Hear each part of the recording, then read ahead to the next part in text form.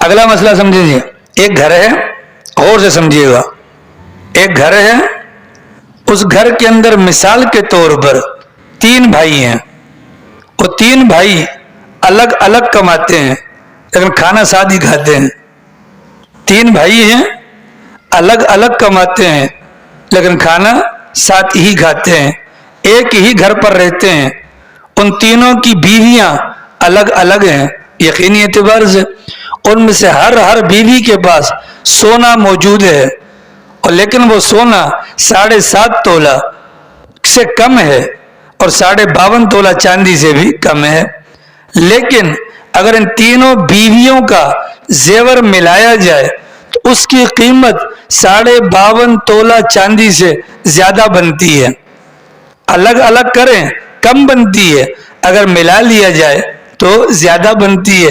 اب جب زیادہ بنتی ہے ملانے سے اور نہ ملانے سے کم بنتی ہے تو چونکہ زکوٰۃ انفرادی ملکیت پر ہوتی ہے، بھلے یہ مجموعہ بن گیا، ان میں سے کسی پر بھی زکوٰۃ لازم نہیں ہوگی۔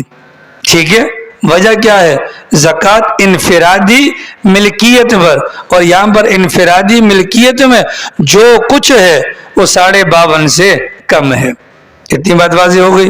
3 بھائی ہیں، ایک ساتھ کماتے ہیں، الگ الگ کماتے ہیں، ایک ساتھ کھاتے ہیں، اگر تینوں کی بیویوں کے پاس انفرادی ملکیت میں الگ الگ اتنا سونا اتنا زیور ہے کہ جو نصاب کے برابر ہے، تینوں پر الگ الگ زکوٰۃ لازم ہوگی۔ 2 باتیں، 3 بھائی ہیں، الگ الگ کماتے ہیں، ایک ساتھ کھاتے ہیں، تینوں کی بیویوں کے پاس جو زیور موجود ہے وہ نصاب کے بقدر نہیں، 52.5 تولہ چاندی سے اس کی مقدار کم ہے، لیکن ان تینوں بیویوں کے پاس اپنے اپنے طور پر نقدی بھی موجود ہے۔ مثال کے طور پر 40,000 روپے کا زیور ہے اور 20,000 روپے کی نقدی ہے، 60,000 ہو گئے۔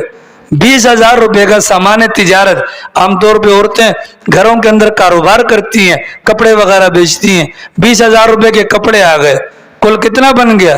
80,000 بن گیا۔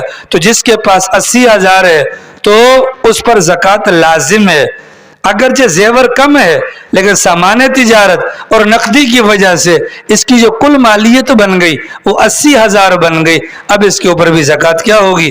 لازم ہوگی۔ ٹھیک ہے سر۔